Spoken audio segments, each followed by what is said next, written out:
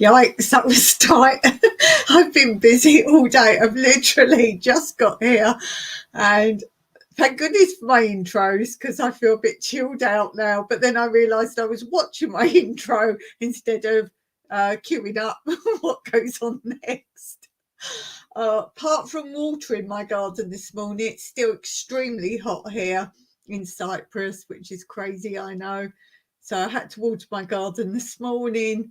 And then since then, I had a quick sit with Mike while he was having his breakfast. And then I have just been sitting here all the time since then and doing things that need to be done on the laptop, because it's a lovely day. So we've got the power, and I wanted to schedule my 2 videos for Wednesday because it's my birthday on Wednesday. So I've actually scheduled those, but I also had to post today on both those channels. So I had that to do. I had to make the video for the schedule.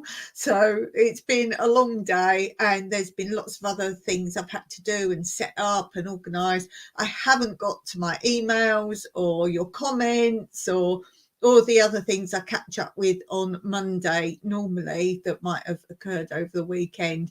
So it's been a bit hectic, to say the least, but I guess we're all quite busy right now.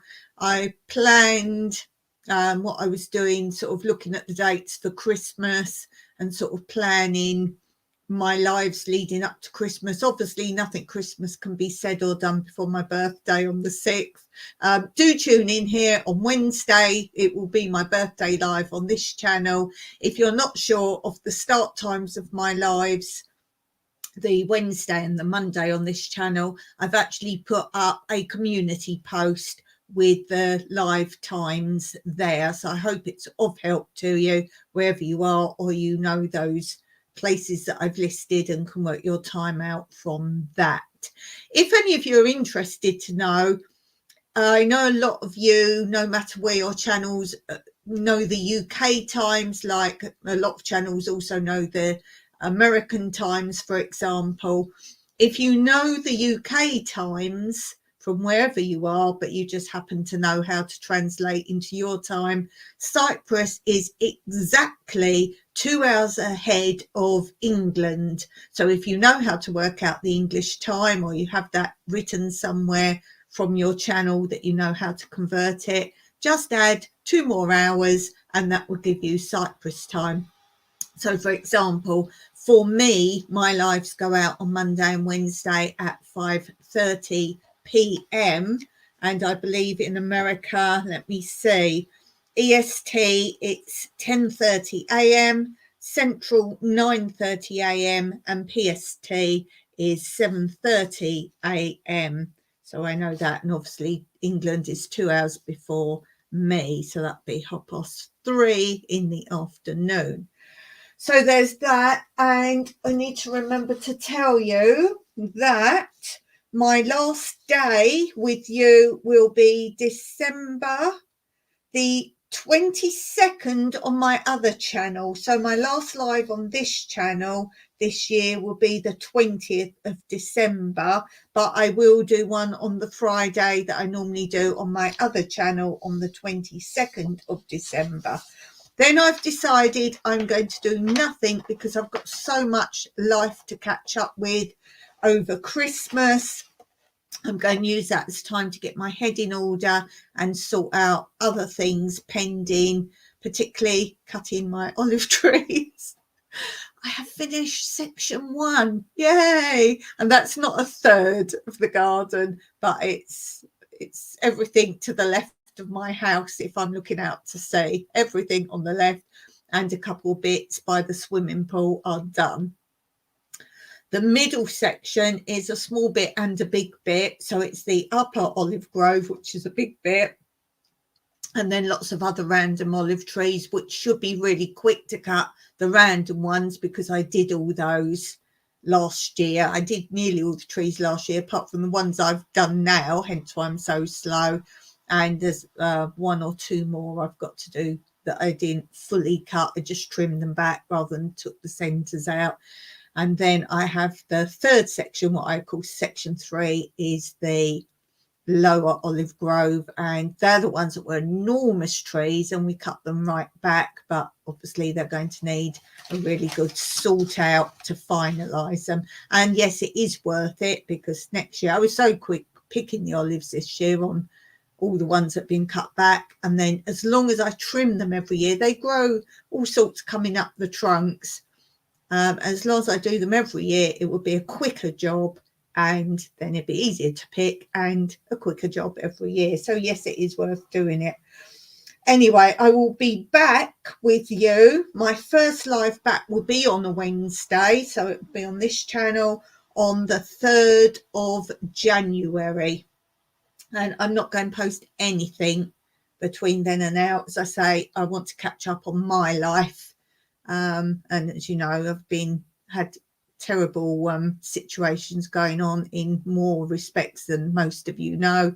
And I will just catch up with Mike. I've got to try and stop him working. As I say, we might do gardening and fun things, but not terrible big jobs as such.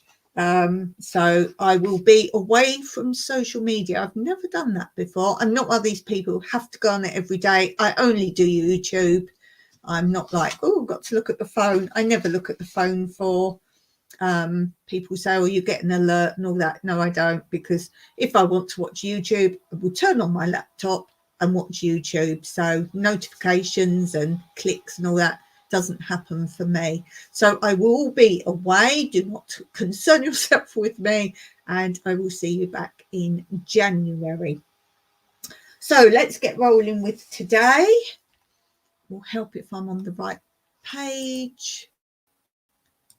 Okay, so we're going to start today with this.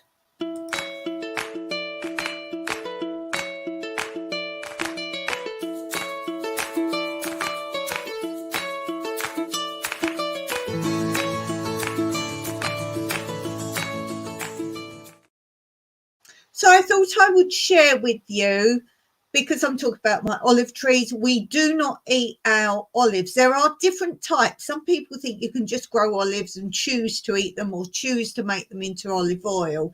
Where there are some you could do that with, there are specifically eating olives and ones much more specifically for olive oil. But me and Mike do not like olives. We are English people that do not like tea. And we are living in Cyprus and we do not like to eat olives. But a lot of people do ask me about preparing the olives if you want to eat them. So here goes. This is from my Cypriot book, because I want to keep it very authentic and correct.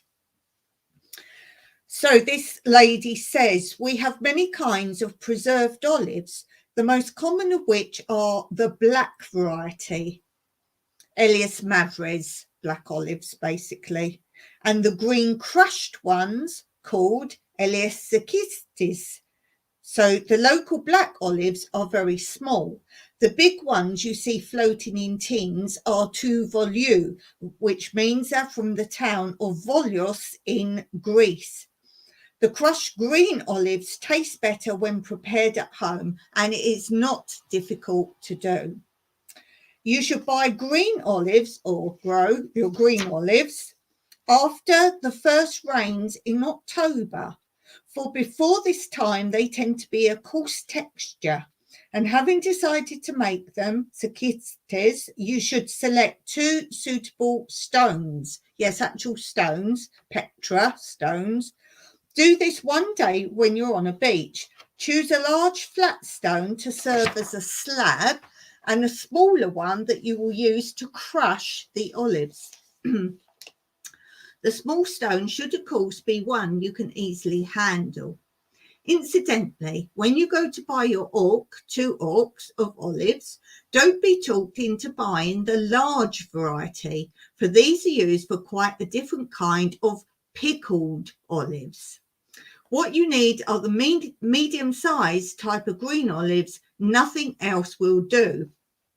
Now, take the olives one by one. No.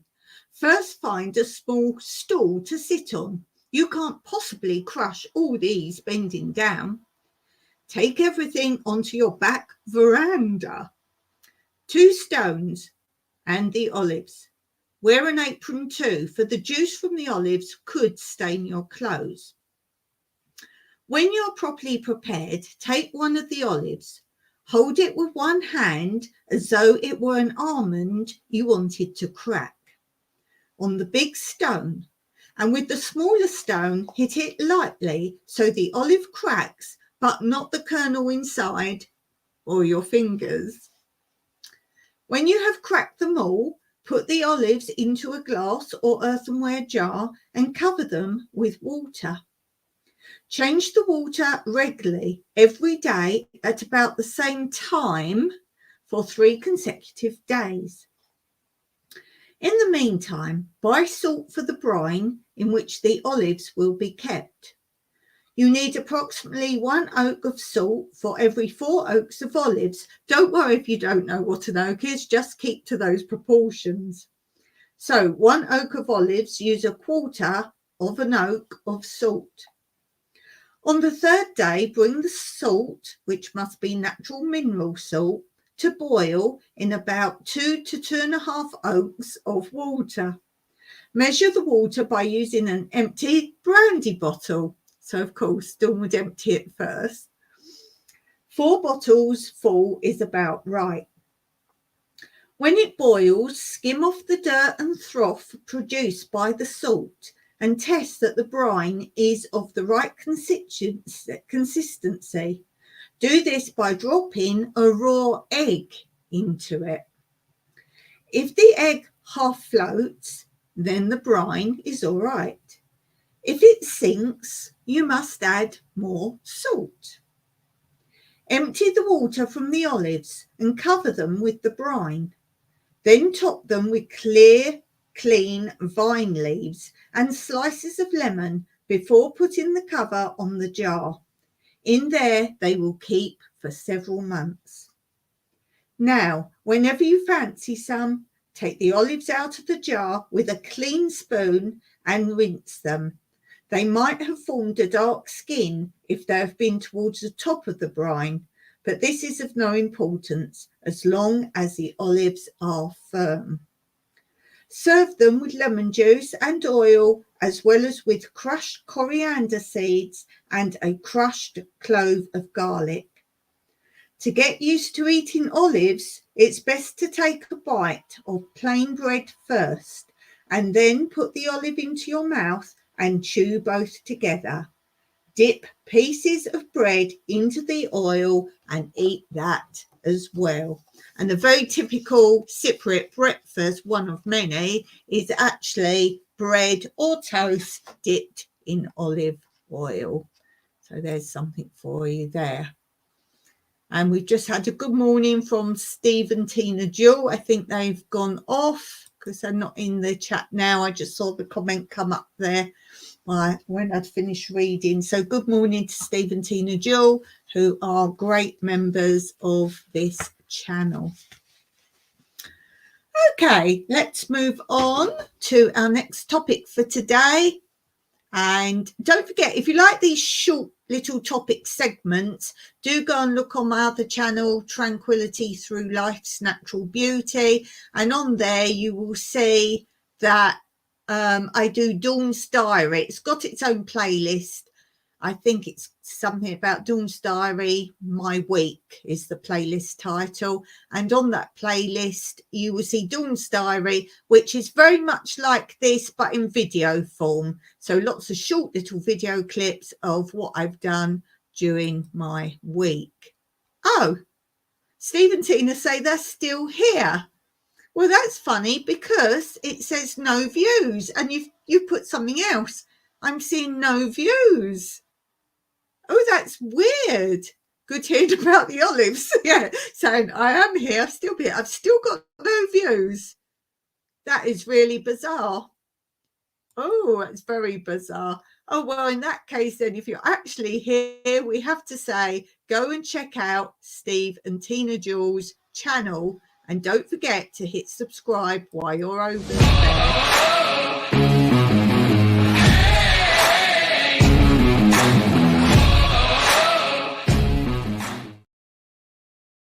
That's really weird. I think my eye that shows me the views, it's a like picture icon of an eye. I think it's stuck today. Okay, let's move on to this segment.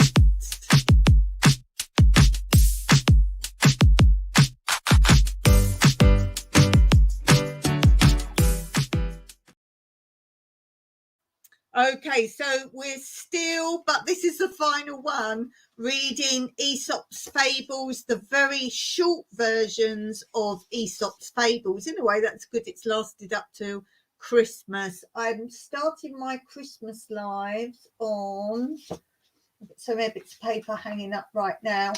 Monday, the 11th of December. So that'll be next Monday, won't it? Yes, Monday, the 11th of December. I'm going to start Christmas lives. They're going to be in the same format of whatever day you watch, because each of my lives are completely different formats. So this, where I'm reading things out and sharing things with you, will be Christmas theme, for example. Yes. Yep, still saying you're not watching, Steve and Tina. Magic. Magic. Okay, so Aesop's Fable, last one. If you've enjoyed them, go back and watch all my lives. I don't know how many there was in total, but the first one that I read was Foxy and the Sour Grapes. So if you sort of watch live, watch back and see me reading one, it's not that one. Keep going back till you get to that. So this one is called The Thirsty Crow. And I know this before I've even started reading it. This is one I know. A crow was so thirsty, she thought she would surely die from it if she didn't find water soon. She came across a large pitcher that had a small amount of water at the very bottom. Try she might, the crow's beak could not reach the bottom of the pitcher, and the pitcher was far too heavy for her to tip over. So the crow stood back and had a think. Then she had an idea. She picked up a pebble with her beak and then dropped it into the pitcher. Then another, then another. She kept at it until the water was at the top of the pitcher instead of at the bottom, and then she could drink. And the moral of that story is, thinking first before rushing in will get the job done. There. And just checking the messages. Steve and Tina, thousands that are watching you in secret. Yeah, I wish. I do get a lot of people watch later. If I go back the next week and look back, I'm like, oh, okay, it's worth doing lives. So as some of you may know, I do the lives mostly to practice reading out loud, to try and get my tongue and my brain working in coordination together. So it's therapy. So even if no one ever watched, I would still mumble away, because it's different reading to yourself than it is reading out loud. So yeah, good for me. It's part of my physio. So yes. So, oh, we've got one watching now, but they did jump to 2 and then back to 1. So who knows? Okay, let's move on. Did you hear that? I think you felt the wobble. So let's go on to this.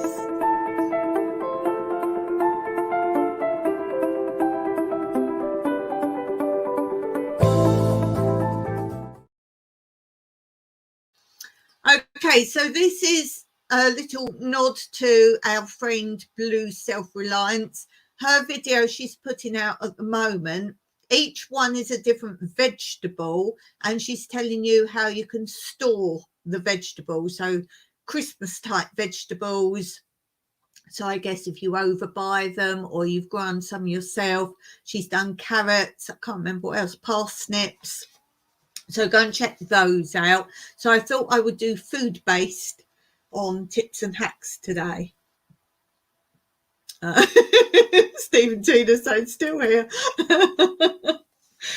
So I thought today I would talk about fish, because she was talking about, she's doing a live every Friday at the moment. I can't really help you with the time of that. You'll have to go and look there. But she's doing lives every Friday. She's just started, and she was talking about a lot of people in England like fish at Christmas time. So I thought I'd do about fish. And I have 5 tips today for fish. The first one is, when skinning fish, dip your fingers in water and then into salt to grip the skin, and this prevents the fish from slipping. Next one, frying fish. Sprinkle a little curry powder into the pan. This stops the smell and also improves the flavour and the colour.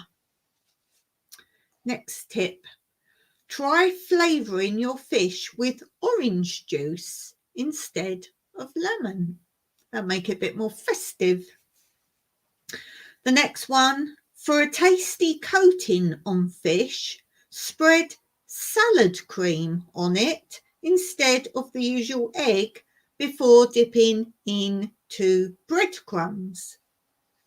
And the last fish tip today, the last fish tip today, that's hard, is thaw frozen fish in milk. It removes the stale frozen taste and provides a fresh cooked flavour.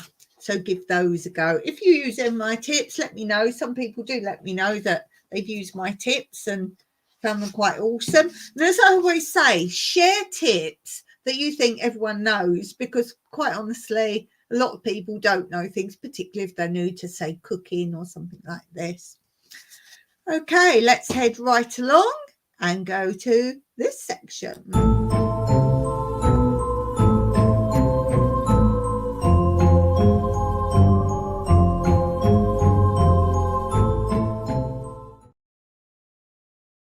I have 2 for you today. Two fun puns. Steve and Tina have now commented, hello there. Letting me know that you're still there. Yeah, that's bizarre, isn't it, today? As you say, you never know, do you, how many are really watching there. And I believe if people start watching this, sometimes when it's live, they don't come up.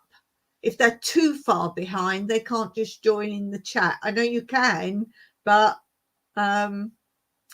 it depends how the person set the channel up. If you come in late to the live, mostly you can, but sometimes you can't, which is really bizarre.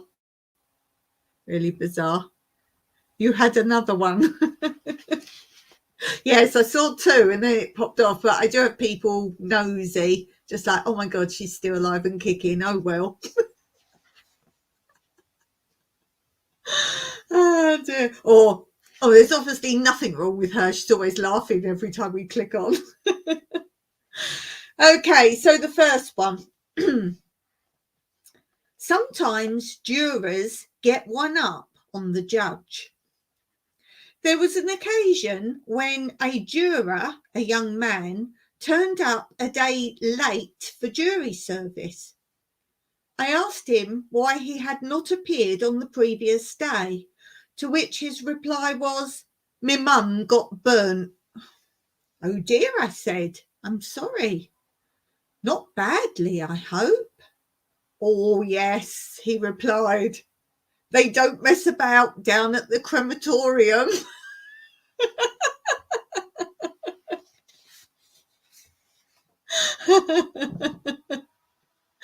Oh dear.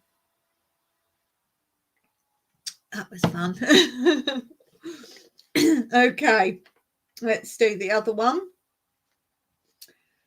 On arriving at Doncaster railway station to catch my train to London, I found the platform unusually crowded, and indeed, on boarding the train, couldn't find a first-class seat.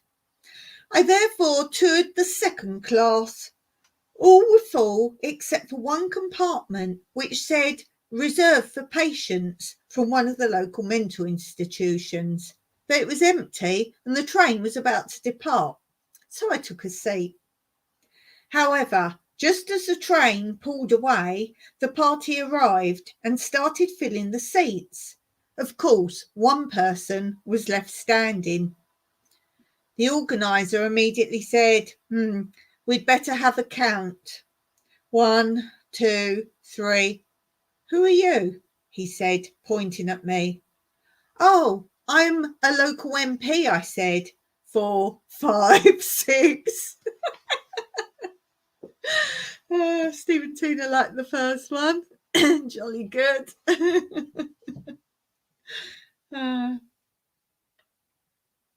Yes, so that was a bit of fun. Fun. Okay, what are you doing now, Dawn? We're doing this now, Dawn. We are doing number 12, theme 12. Let's find it, theme 12. It's this.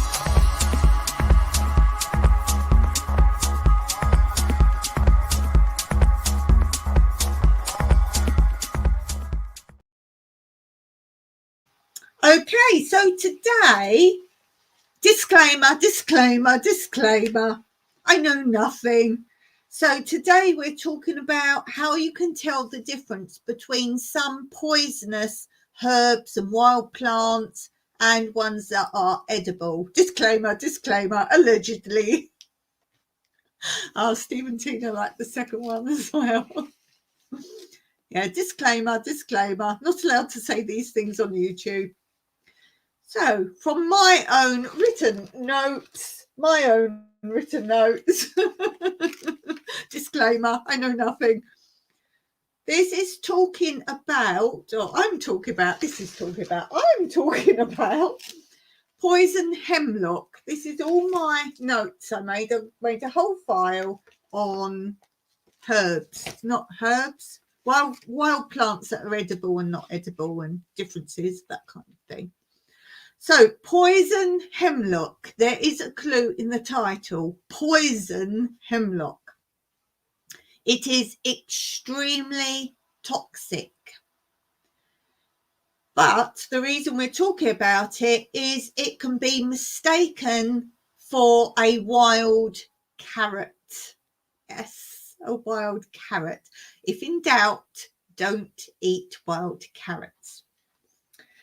So the poison hemlock looks like carrot tops, but it's more spread out, more fan, sort of spread out, more space between each flower pad and has white flowers.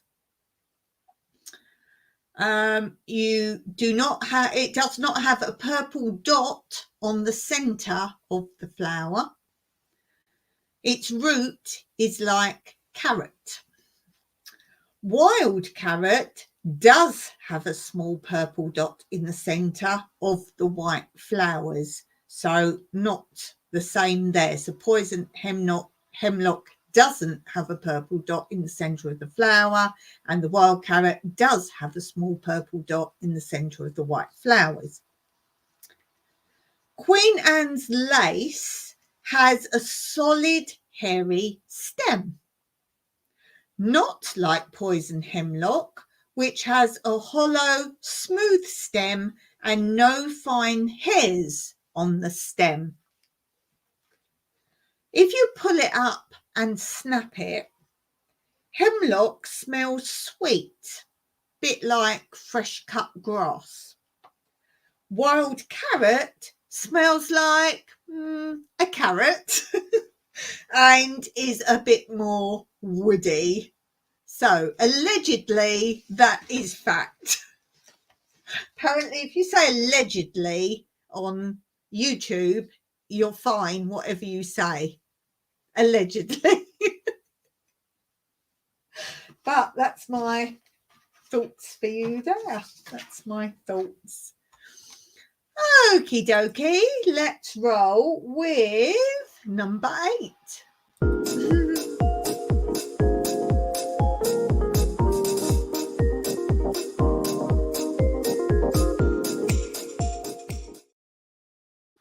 Okay, I don't know why I'm suddenly going a bit crazy. I think because I've finished doing my madness of the day and I'm just like, now, just Steve laughing out loud. Yes. Laughing at dawn.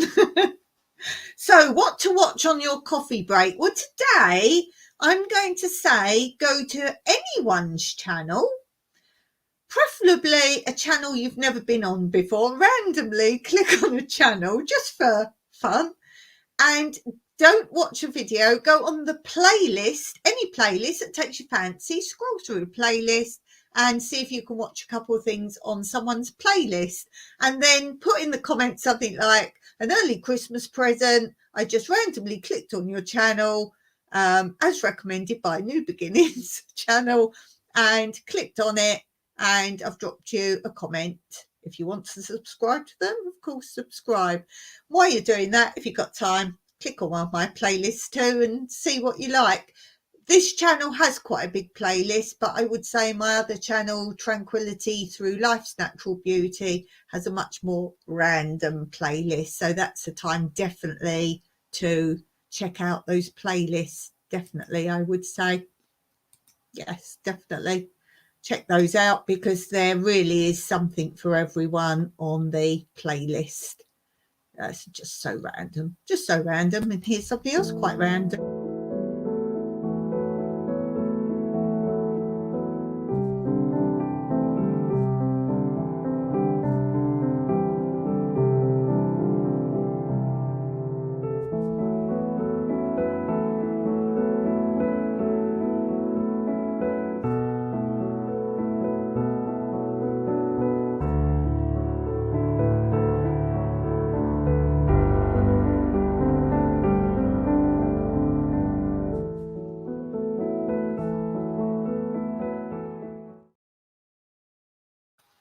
So yes, I hope you enjoyed that. Needed to chill for a second there. Okay, let's go on to thus.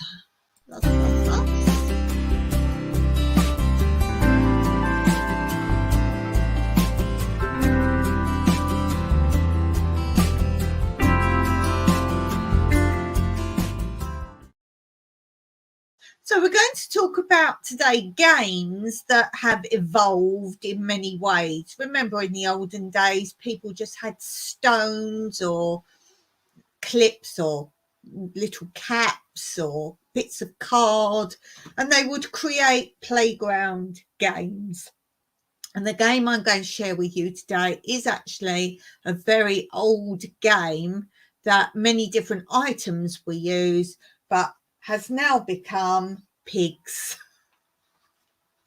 Have you seen Past the Pigs? Do you know Past the Pigs?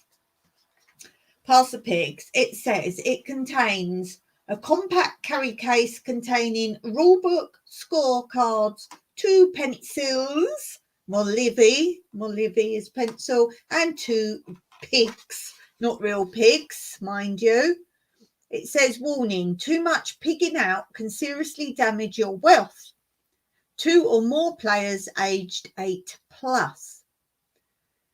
2 plump pink piggies in the palm of your hand. What are you going to do with them? Roll them, of course.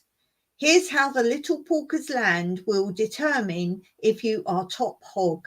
Will you be pigging out or making bacon? So you throw them out, and these were done with old stones, like shaped stones, shells, all sorts of things used to be used in the past for this game. But they've got different positions, how they land when you throw them, as to how many points you get. Leaning Jawa, 15 points, and then if they both land like that, 60. Snouter, it lands on its nose. Cider, pig out. Lose your points for pig out. Oh dear. Making bacon, back to 0. Oh, back to 0. So whatever you've scored, you go back to 0. Mixed combo. So if you've got one of one type above and one of another type. Razorback, 5 points. I would have thought that would have been harder to land like that. Piggyback, impossible. Well, what do you get then if it's impossible? What do you get? You must win the game outright straight away, I would say. I would say straight away, that would be what I say, not impossible. Anything is possible. Never seen that game. Oh, never seen that game. Well, let's get it out then. See, yeah. There's different versions of it, and I think you can get it with like other characters and things, but Pass the Pigs is the one most people knew of. So here they are in their little, so you could take that in a travel bag to play on the plane, whatever. It's quite a nice little case. 1977 this version first was out. 1977, 1984, 1991, 1992, 2000, 2005. Slide to open. Sliding is difficult. Oh dear. Oh, there we go. So we can slide open the piggies. Ooh, and there's must be the rule book and the cards and everything else. Oh yes, look, got the two little pencils in the top, and then the instructions, and the pig's just gone. Oh yeah, it's sweet. Look, it's a little miniature score pad there, miniature. And you've got them on the front so you can remember the points.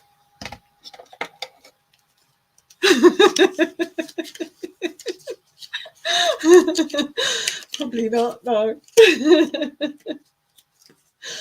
Oh dear, that's Steve's comment, I know. Pass the Pigs instructions.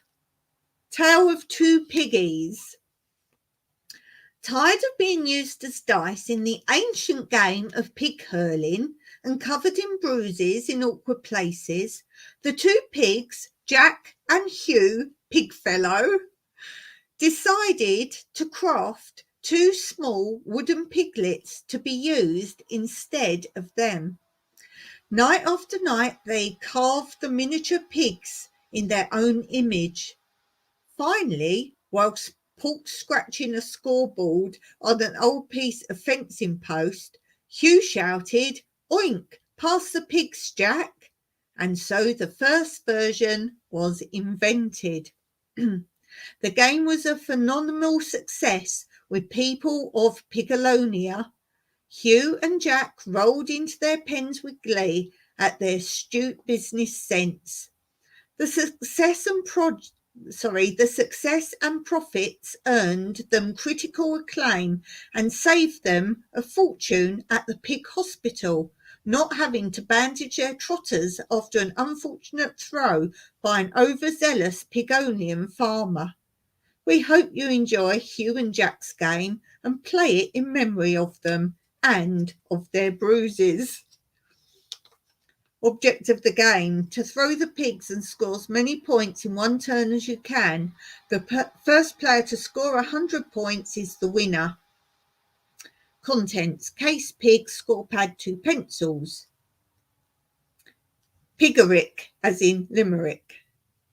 There once was a pig called Delilah who wanted to fly in a glider. She finally had a go, but hated it so she jumped out and landed a cider. 1 point for a cider. Do you remember? That's not the drink cider. Very good. Playing the game.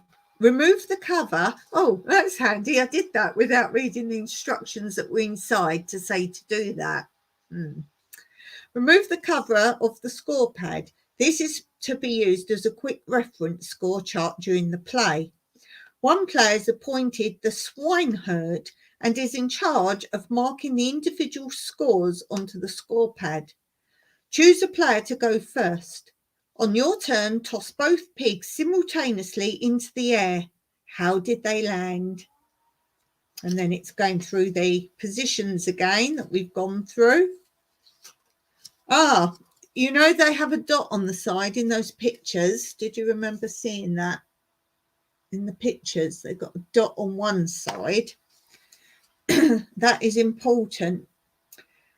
1 point if both pigs land on their sides. both lying dot side up or each line unmarked side up. So they've got to match.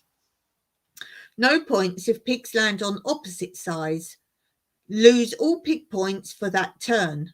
One line dot side up and one line unmarked side up. 5 points. One pig lands on all 4 trotters. 20 points. Both pigs land in the trotter position. Razorback, 5 points. One pig lands on its back, trotters in the air. 20 points. Both pigs land trotters up. 10 points. Snouter, a snouty pig lands on its snout and 2 front trotters. The other pig is a sider. And that goes through all the other ones we went through. Oh, piggyback, retire. A totally undignified position for pigs. You are out of the game. Here. Totally undignified position for pigs. You're out of the game. No piggybacks allowed. No piggybacks. Continue playing. Once you have noted the score for your throw, you must decide whether to be a pighead and continue for more points or quit while you're ahead. Remember, if you go for more points, you take the chance of throwing a pig out and losing all the points you've just won. Will the pigs be lucky for you? You can take as many turns as you dare until either you decide to stop and record your total score for that turn, or you throw a pig out and score nothing for that round, or you throw a making bacon and lose all your points accumulated in the game so far.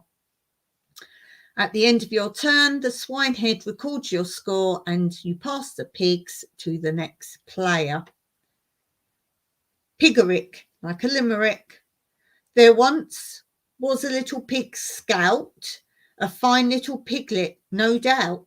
He did his good deeds, was paid in corn seeds, then spent most of his time on his snout. Snouter, 10 points. Steve and Tina say, I think I see the impossible one at the farm once. Winning the game. First person to score 100 points wins the game. Version 2. This is all that tiny leaflet. Version 2 for picnics. No, for pig fanatics. You can see I've got picnics there. For pig fanatics. Play the game in the same way as described earlier. When players have scored 20 points or more, they may choose to hog call. The hog caller predicts what position the pigs will land in. Hog calls can only be made by players that are not throwing the pigs. Ha ha. To make a hog call, first you must shout, Suey, Suey, Suey. Is that how you call pigs? Suey. Before pigs are thrown by another player. The first player to shout is the one to hog call for the current round.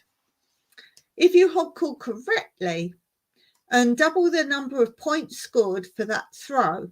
At the same time, the throwing player subtracts double the points from his total. A player can never go below 0. Oh, yes, says Steve, thanks. If you hog call incorrectly, you subtract double the number of points you scored. This time, the throwing player earns double the points. The player throwing the pigs retains possession until either he decides to stop or throws the pig out or throws making bacon as per the rules. And then we finish with another pigerick limerick.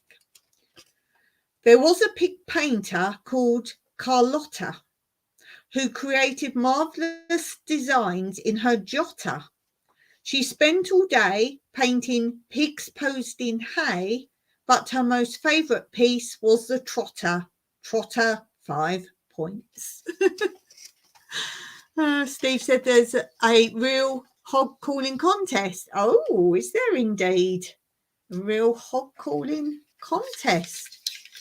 Oh, that's very interesting. I didn't know that. So here we have the pigs. They've been running around here, what I've been reading. So we have 2. They're a bit kind of rubbery. I guess if you wanted to play and you don't have it, I'm sure if you go in a local toy shop, They must sell farm animals. And who says you've got to have pigs anyway? Something with 4 legs. You could have, you could make a game with go and buy like little doll's house chairs. They would be fun to play with. And you could have different things. If you stack the chairs, you could make your own rules. That would be fun. You could have stacking chairs, deck chairs when they land sort of backwards with their the backrest down. You could call that deck chairs. Very strange. Who, me? Me or the pigs? Yeah. So go and get them. Let me throw one, see what I get. Oh, one's got its legs up and the other one's on its side. I recall that's a cider. I forget what the one with the legs up is. Razorback. So Razorback is 5 points and the cider wasn't much, was it? 1 point. So it's 6 points. Let's go again. Oh, one's standing, one's laying on its side. Standing is 5 points, cider 1 point. That wasn't very good then, was it? Let's get a good score here. Shaking.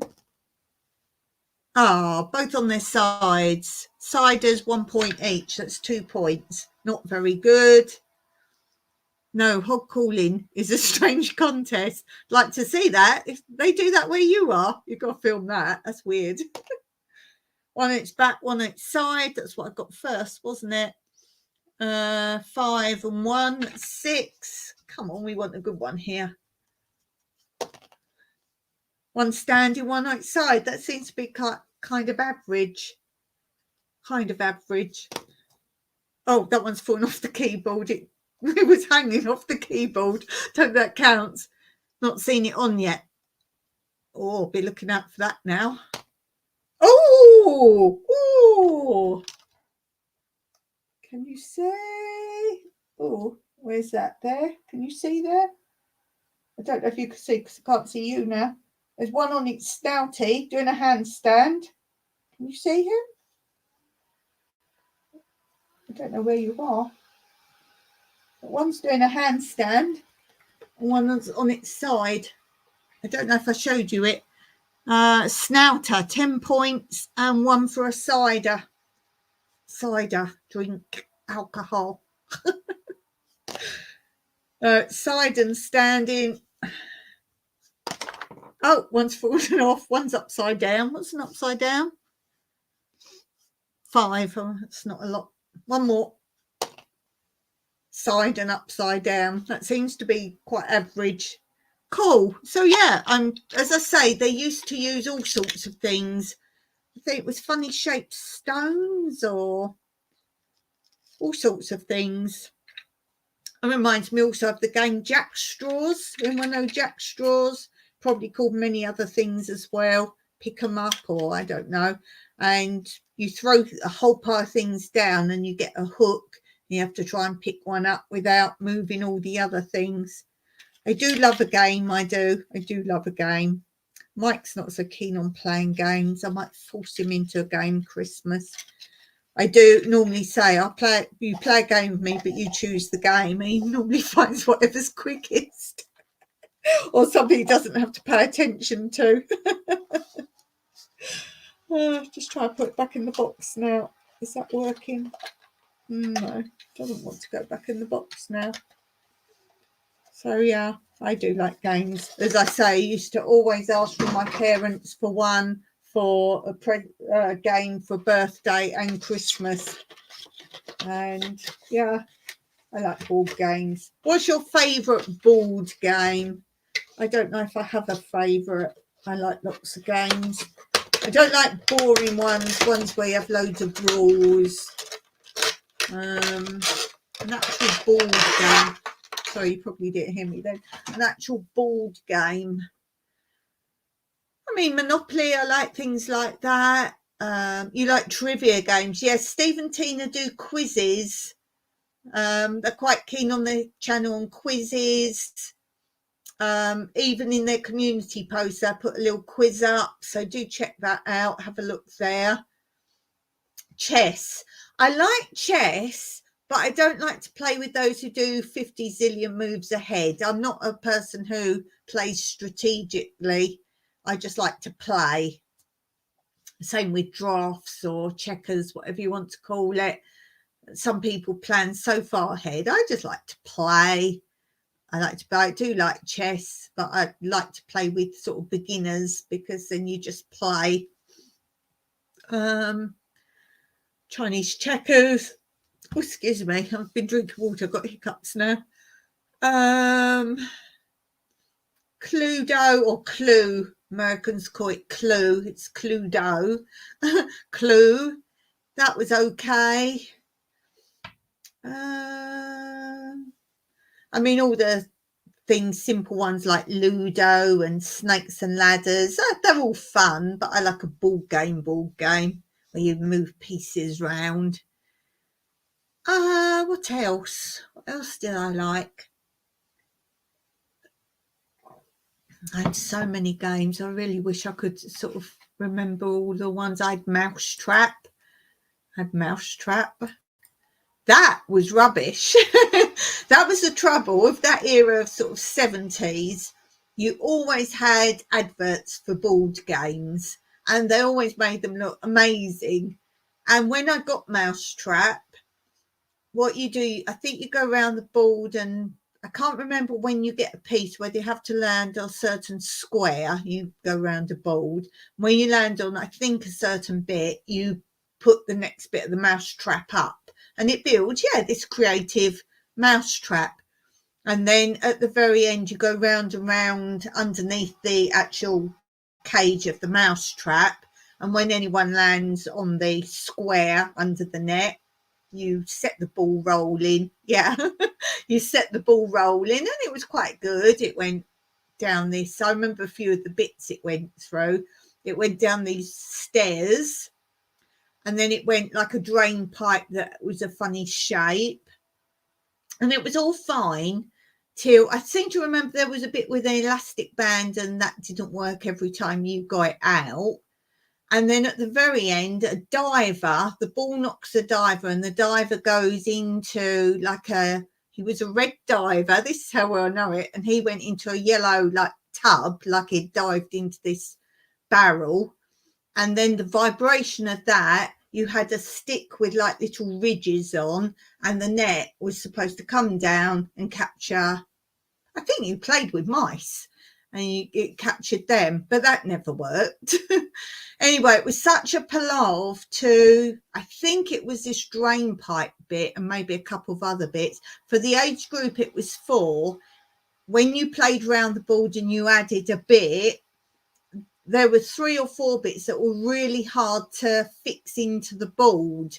So it was above the age group of who it was meant for. If you played with your friends, you couldn't fix it up each time. And also the vibration of playing, moving your mouse around the board, kept setting the trap off. So in the end, my mum said, "Oh, just leave it all constructed." And she said, then just go round the board, and then when you get to the end, you've got the mouse trap bit, which I remember doing. But of course it didn't fit in the box after that. Stephen Teen say, don't think we ever got to the end of the game. I did, but again, then it was no fun. But it was definitely not for the age group to fix it up each time that it was meant for. My sister had Haunted House. I think that's what it was called. And I think there have been other versions made since of it. But that was very awesome. I do remember that. If I ever saw that, I'd probably get that. I've got a Sherlock Holmes game, a game that's for older people. It's like teens, adults. That's a very good game. I think I have to share that with you one time. That actually is a good game. You can play, adults can play that. I'll share that another time because explaining it would be rubbish. I shared with you, I'm sure I shared with you On the Buses. Did I share my On the Buses game? Because I still have that. Didn't like the series, but loved the films of On the Buses, and it had actual buses you could move around the board. It was the bus routes, and one was Stan's bus route, and it was his bus. And you picked up passengers, and all sorts of things went on there. And you got a Blakey card. It was bad, but I can't remember what a Blakey card was. I think I've shared that with you, have I not? If I haven't, tell me. I had Miss World game. That was like little dolls. There was 4 dolls of 4 countries, and you went round the board. I think you got money and whatever, and it had a big stage at the end, and then if you won there was a little cape you put on and a crown. That was a bit of a weird game. Stephen Tina say jigsaw puzzles. Yes, I've just posted on my other channel my recent jigsaw puzzle I've just done. It's not time lapse, there's a bit of time lapse in it, but it is from beginning to end. And it's an under the sea, and it's like cartoons, like a cartoon, so much going on under the sea. It was actually hard. Look at the picture, you think, oh, it's really easy, because you can see each piece, it's a face or it's a fish, but then you go, oh, where's this fish? And there's 50 million fish in the picture, and they have the same things in different places as well, like the face. Oh, it's a diver's face. Yeah, but there's loads of divers. So if you're interested in puzzles, and under that video that I've just posted, in the description, I've actually put all my previous puzzle videos I've posted on that channel. So if you like it, and there's some very interesting types of puzzle there, particularly the bug puzzle. I've shared that before as well. Instead of puzzle pieces, it's just square tiles, and you just got to put them in the right places. There's rules. Steve says, I just did one, and it did say in 6 months, and on box said 2 to 3 years. Very good, excellent. Crazy. I do like a jigsaw puzzle. Probably get one out Christmas. As I say, I've got some myself, but my friend, or my group of friends, if you like, they all share and pass them all round. So I've got about 3 sitting here that I haven't done yet. Yeah, there's 3 there, so I'll probably do one of those over Christmas. Possibly. Mike doesn't mind doing it. He says he doesn't do jigsaws, but you know how people come up and do them. Here, do the edge for me. If I can't get all the edge, I do get the edge right, but then it's not right, and he sorts out the edge. He like measures it. Well, that can't be right because that doesn't match this side. And so, and towards the end, he likes to put, you can tell he's an engineer, he likes to put all the same shape pieces in a line, all the same shape in a line, or like lay them all out and have all the same types. If they've got 3 knobbles sticking out or 3 spaces, you know, he puts the same ones together. Tina likes puzzles. Does Tina like the puzzles where you get like loads of green trees and blue sky? I don't like those. I don't like dark colour puzzles, browns. I like puzzles that, you know, aren't just blue sky or green trees. Some people love those. Some like impossible type puzzles. I'm quite keen on those, or different sorts of things. I've shared before, I've got puzzles where it's not the picture on the box, but they will show a person on the box and say it's from the perspective of what they're looking at. So, for example, I might be your picture on the box, but it's what I can see next to me, and in front of me is the picture you're making, which is quite good. 1,000-piece difficult. Yeah, I like a good size one. I've actually got, if you watch the video on my other channel, it starts off, someone gave me, you know, you get these things you can do a puzzle on. They're sort of foamy, but not quite foamy, not the roll up ones. And they have 2 flaps that come over it. So when you're not doing it, it shuts up, which is all very well, apart from when it's open, the door bits that fold over, I often put pieces on to salt, and I'm like, oh, I can't shut it now. And it's like foamy, but it's not the roll type foam, it's cushioned, and I have to shut it anyway because the cats like to go and sit on it because it's foamy, because it's really soft. And at the very beginning of the video I've posted on my other channel, you've got Mr. Colin Waffles laying right on it. I thought, oh, you've got to see that. And I ask him what he's doing on there, and he's like, meow, meow. Oh dear. Yeah. So you can see what I've got. It's definitely worth investing in something like that if you do puzzles all the time. I would say so, definitely. Oh, I've just realised we haven't done Quote Corner yet today, so let's jump in and do Quote Corner, Monday Quote Corner.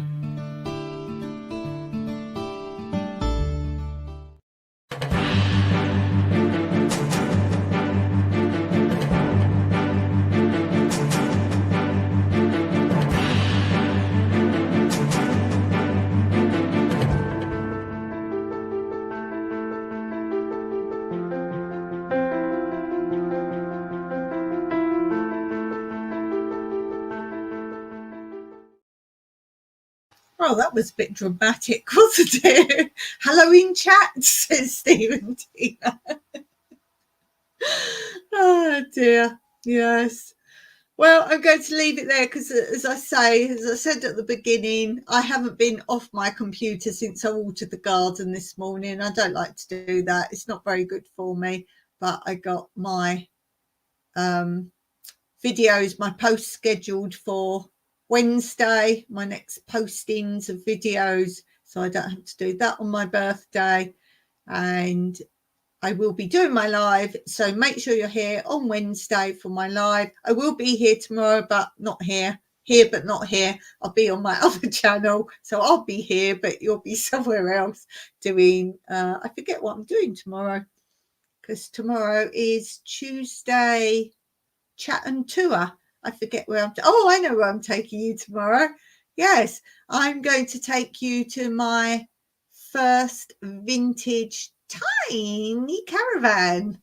Going to do a tour of that for you. So if you're interested in that, pop over to Tranquility Through Life's Natural Beauty tomorrow, and that's where I will be. And then I'll see you here Wednesday for my birthday. Oh, have a look at that. I will go and have a look at that, Steve. Okay, I will write that down when I finish. So thanks for being here, whether you're here live or seeing this in the Time Warp future. Thanks so much. I really do appreciate you all, and see you next time.